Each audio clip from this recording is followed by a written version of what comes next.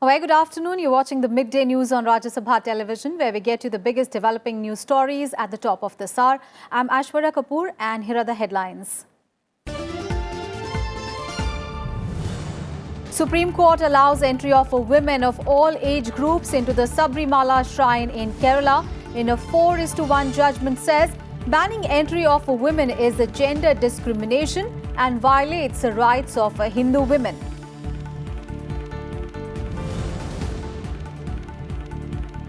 Supreme Court refuses to interfere in the arrest of 5 activists in connection with the Bhima Koregaon violence.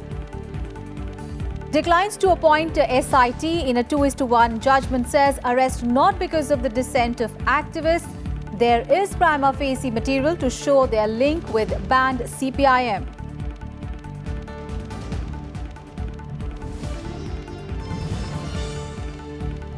Parakram Parva showcasing courage, valor and sacrifice of armed forces to begin from today.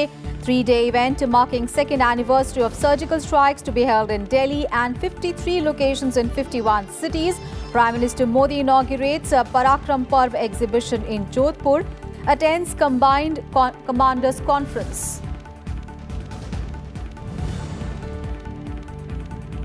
Terrorism, single largest threat to peace and stability in South Asia and the world, says External Affairs Minister Sushma Swaraj at a SAARC meeting on the sidelines of UNGA. Says environment of peace and security essential for cooperation and progress. Calls for dismantling terror support infrastructure at India-Brazil-South Africa trilateral meet.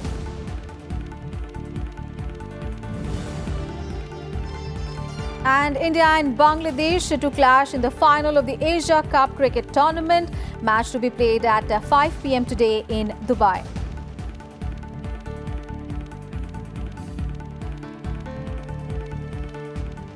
The biggest story this afternoon, the Supreme Court has paved the way for the entry of women of all age groups into the Ayyappa temple in Sabarimala in Kerala. A 5-judge constitution bench headed by Chief Justice Deepak Mishra in its 4:1 verdict said that banning the entry of women into the shrine is a gender discrimination and the practice violates rights of Hindu women. It said that religion is a way of life, basically to link life with divinity. While Justices R.F. Nariman and D.Y. Chandrachud concurred with the CJI and Justice A.M. Khanwilkar, Justice Indu Malhotra gave a dissenting verdict. The bench passed 4 sets of separate judgments. The CJI said that devotion cannot be subjected to discrimination and patriarchal notion cannot be allowed to trump equality in devotion. He said that devotees of Lord Ayyappa do not constitute a separate denomination. The court said that Sabarimala temple custom barring women of 10 to 50 years of age is not backed by Article 25 and 26 of the Constitution. It also said that religion cannot be used as a cover to deny rights of worship to women, and it is also against human dignity. Justice Indu Malhotra, who dissented, said that issues which have deep religious connotation should not be tinkered with to maintain secular atmosphere in the country. She added that notions of rationality cannot be brought into the matters of religion.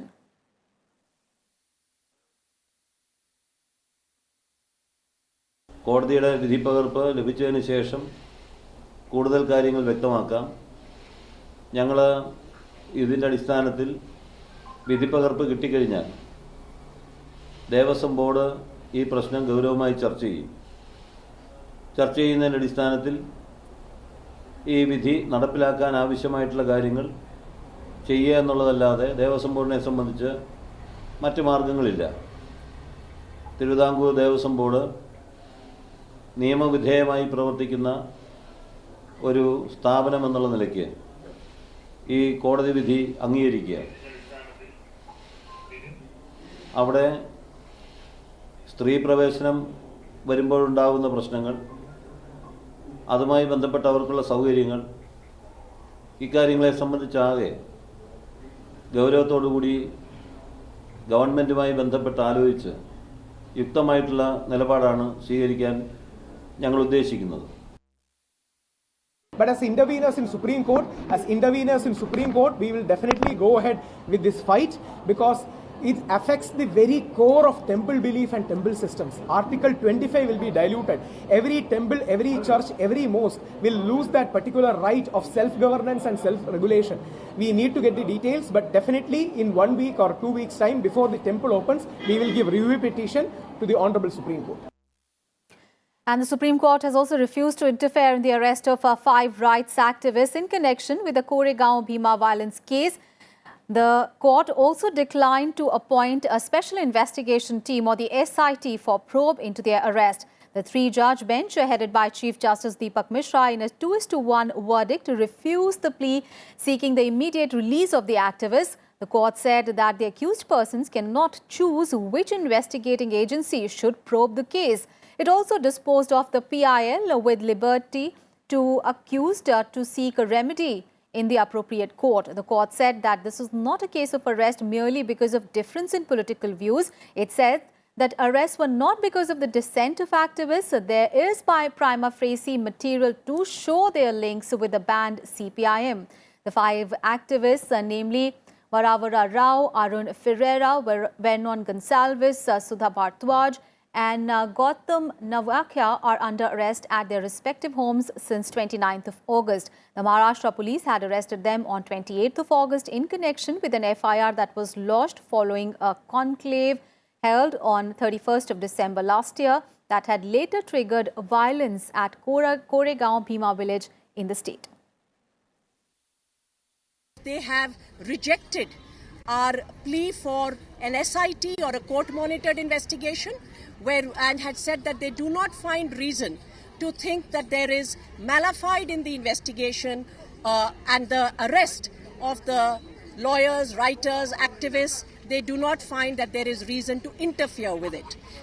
It is very important to underline, however, that despite that, the majority judgment has granted 4 weeks further protection. The interim orders of 4 weeks are to continue for the 5 persons arrested in August. The house arrest is to continue.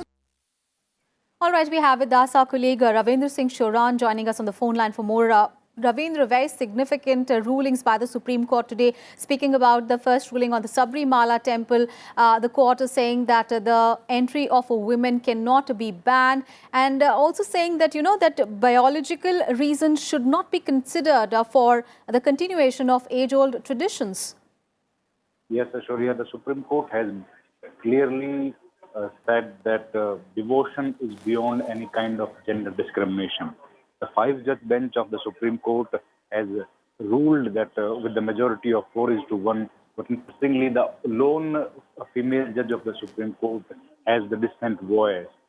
4 judges out of the 5 judges, total 4 judgment has been written by different judges, but the majority of them is saying that no religion can discriminate between a male and female on the basis of biological issues.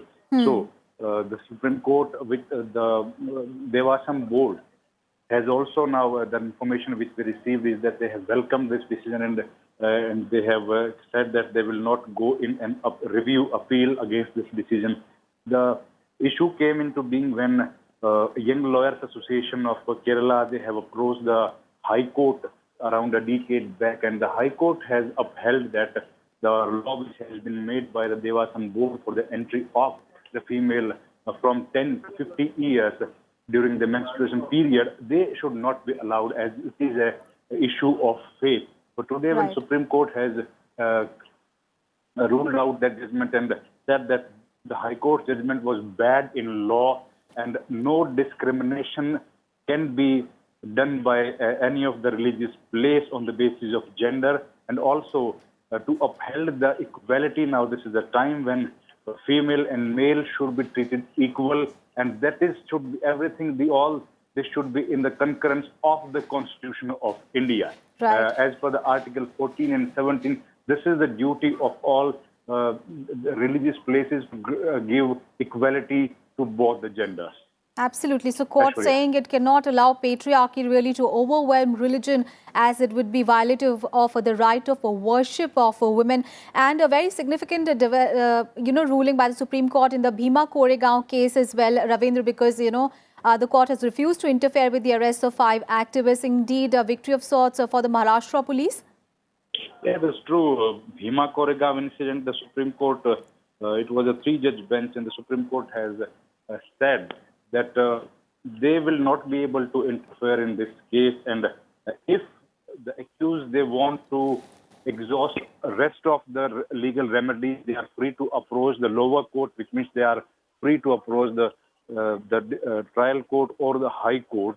In that case, if they think that the right has been violated. Also, the Supreme Court clearly said in a majority judgment of 2:1 that this is not a fit case for the SIT formation, and the Pune police is now free even to arrest.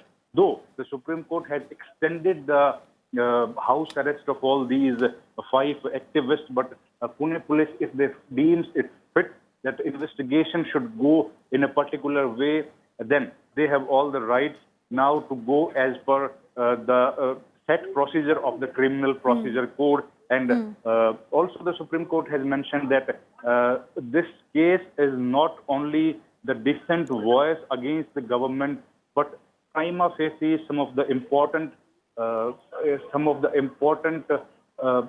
things they have seen is that they have some links which has been, the accused has been framed the charges against. So the Supreme Court has said that this is not a case that the SIT should be formed, and now all the accused, they have to remain in the house custody, Right. but they have to face the trial. The Supreme Court mentioned that the accused has no right to decide which agency should prosecute the case, Yes. and who should be the investigative agency. Absolutely. Ashwarya. Right. So that means that the activists will continue to be under house arrest for 4 weeks, and however they can move the lower courts for bail. Thank you so much, Ravindra, for all those updates there on those 2 big stories. And on to the other big story of the day. A 3-day Parakram Parva will be organized from today to mark the 2nd anniversary of the surgical strikes. The event is to showcase the courage and sacrifice of the armed forces, and the main event is planned at the India Gate lawns in New Delhi. Similarly, 53 locations in 51 cities across the country will be showcasing the events, highlighting the valor of Indian armed forces in general and special forces in particular. Defence Minister Nirmala Sitharaman will visit the India Gate lawns today to inaugurate the event, and she'll also interact with the children there. Movies and photographs will be shown at the event. There will also be digital signing walls for sending messages to the soldiers. Letters addressed by school children will also be on display. And on Saturday and Sunday, visitors will get an opportunity to see captured weapons used by terrorists brought from Jammu and Kashmir. And Prime Minister Narendra Modi is also expected to attend this event. The centre is carrying out mega celebrations focused on the 2nd anniversary of the surgical strikes, which was conducted by the Indian Army on terrorist launch pads in Pakistan-occupied Kashmir in 2016. And Prime Minister Narendra Modi is in Jodhpur today, where he attended the Combined Commanders Conference. Ahead of the conference, the Prime Minister had inaugurated an army exhibition, Parakram Parva, at the city's military station to mark the 2nd anniversary of the surgical strikes. The Prime Minister was accorded a guard of honour upon his arrival at the Jodhpur airport. He also visited the Konark War Memorial, where he laid a wreath and signed the visitors' book. The Combined Commanders Conference is being attended also by Defence Minister Nirmala Sitharaman, National Security Advisor Ajit Doval, and the 3 service chiefs. Prime Minister Narendra Modi is among 48 world leaders who have endorsed a collective statement issued by UN Chief Antonio Guterres, reaffirming their continued personal commitment to support efforts to combat sexual exploitation. United Nations peacekeeping missions are facing allegations of sexual abuse in African nations. In 2017, Antonio Guterres had launched a campaign to prevent and end sexual exploitation by the UN personnel. And in the same year, the UN Secretary General made an admission that sexual exploitation and abuse is a problem of the entire United Nations. The world leaders, including Prime Minister Narendra Modi, US President Donald Trump and UK Prime Minister Theresa May, and 21 UN entities voiced their commitment to work together in partnership with the Secretary General to implement his strategy to strengthen a system-wide approach across all UN bodies. News from the ongoing 73rd session of the UNGA in New York. External Affairs Minister Sushma Swaraj addressed the foreign ministers' meet of SAARC countries, where she ruled that threats that endanger South Asia are on the rise. Making an indirect reference to Pakistan, Sushma Swaraj said that terrorism remains the single largest threat to peace and stability in our region, adding that it is necessary that we eliminate the scourge of terrorism in all its forms without any discrimination and end the ecosystem of its support. Sushma Swaraj also called on the member states to bring about trade reforms to strengthen connectivity and capitalize on the region's potential. She further said that India was willing to share the fruits of its economic, scientific and technological progress with the entire South Asian community. External Affairs Minister Sushma Swaraj also met with the Minister of International Relations of South Africa and the Foreign Minister of Brazil for the 9th IPSA Trilateral Ministerial Commission meeting. The ministers reviewed IPSA cooperation over the last 1 year and they exchanged views on furthering IPSA cooperation. The ministers exchanged views on various issues of global significance, including peace, security, countering terrorism, development cooperation and South-South cooperation. And External Affairs Minister Sushma Swaraj also attended the BRICs meet on the sidelines of United Nations General Assembly on Thursday. Now, BRICs is an association of 5 major emerging economies, Brazil, Russia, India, China and South Africa. Minister of Foreign Relations of Brazil, Aloysio Ferreira, chaired the Thursday's meeting. Sushma Swaraj exchanged views with the BRICS ministers on the matters of global, political, economic and security significance. She was briefed on the preparations for the upcoming BRICS chairmanship for Brazil for 2019. And in her statement, Sushma Swaraj said that while BRICS has taken several impressive strides in the last 1 decade, we still need to consolidate BRICS amongst the 5 of us further. And on the sidelines of the UNGA, Sushma Swaraj also held bilateral meetings. She met with the Foreign Minister of Japan, Taro Kono. An MEA spokesperson, Ravish Kumar, called it a special strategic and global partnership, saying that the two leaders took stock of the entire bilateral relationship and discussed preparations for Prime Minister Narendra Modi's visit to Japan this year. Sushma Swaraj also met with the Syrian Foreign Minister Walid al-Muallim on the sidelines of United Nations General Assembly. On to some other news now. Home Minister Rajnath Singh has said that local body polls in Jammu and Kashmir will be of historic significance in many ways. He said that this will be helping to re-establish the long overdue grassroots democracy. In a statement, Rajnath Singh said that Centre will provide all possible support, including central forces, for the smooth conduct of the polls in Jammu and Kashmir. Elections to the local bodies in Jammu and Kashmir are due next month. Meanwhile, both the major political parties in Kashmir, the National Conference and the PDP, have decided to boycott the elections to the local bodies due to pending a case on Article 35A in the Supreme Court.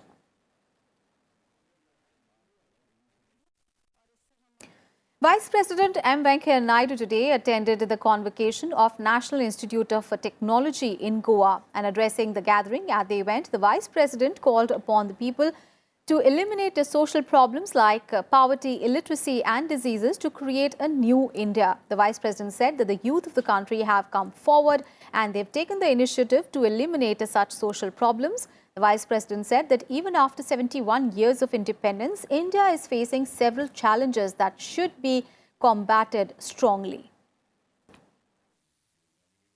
We have a great demographic dividend in India.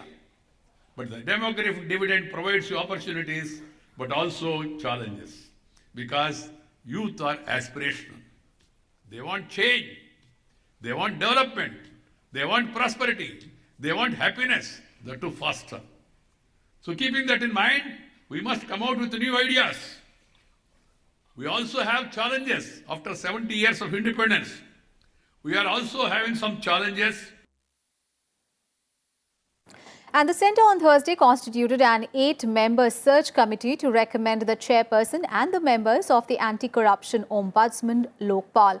The committee will be headed by former Supreme Court Judge Justice Ranjana Prakash Desai, former Chief of State Bank of India Arundhati Bhattacharya, Prasar Bharati Chairperson A. Surya Prakash, and former Indian Space Research Organisation head A.S. Kiran Kumar are the members of the search committee. And besides them, Justice Sakharam Singh Yadav, former judge of the Allahabad High Court, and Shabir Hussain Khandalwala, former Gujarat Police head Lalit K. Panwar, retired IS officer of Rajasthan cadre, and Ranjit Kumar are the other members of this panel.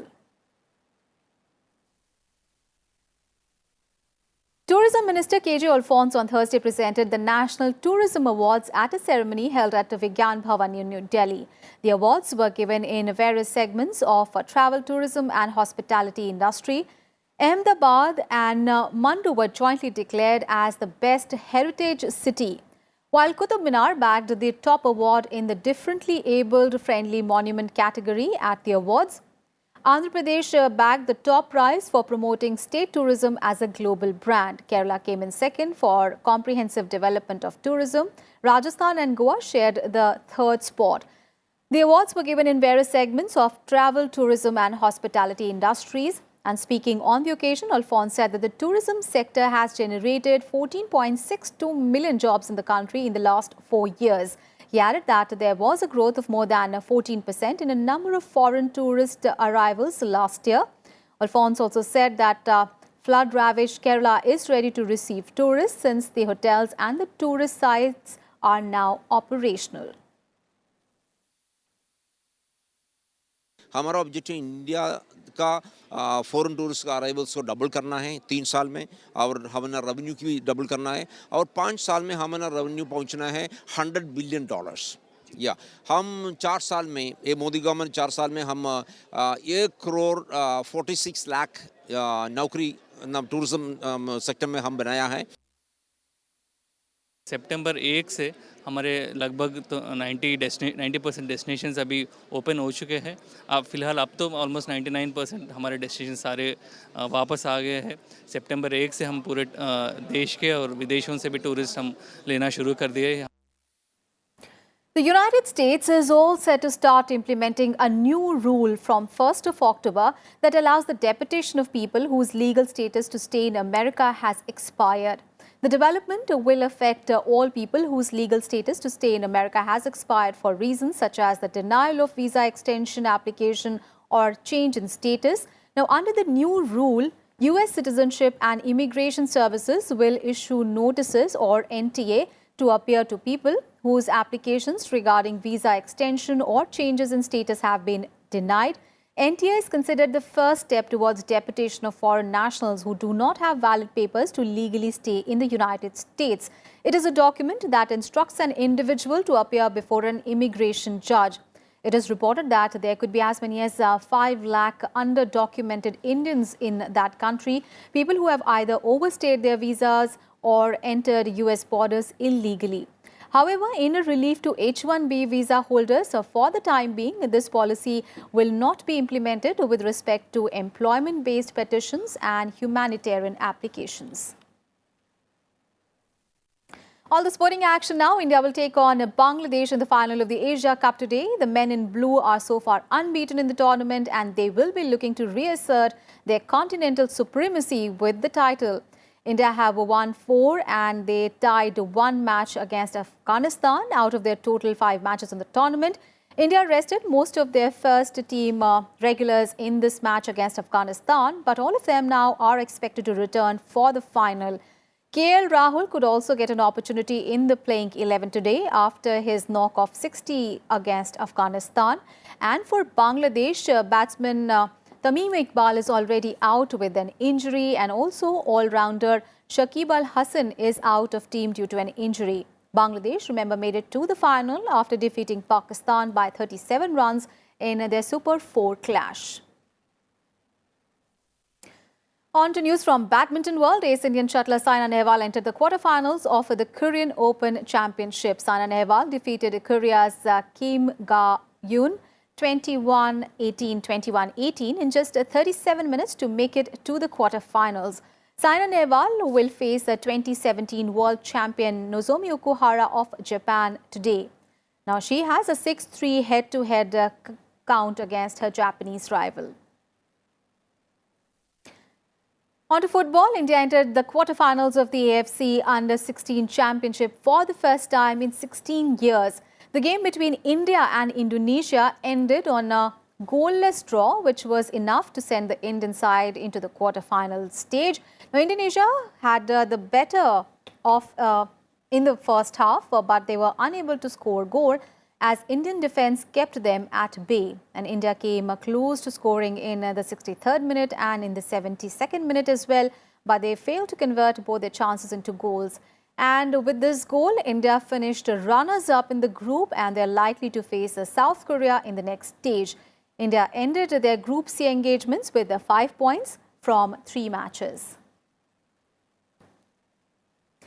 And that's it from me and my team in this edition of Midday News. Up ahead is Khabar Dopeher. Thanks for watching.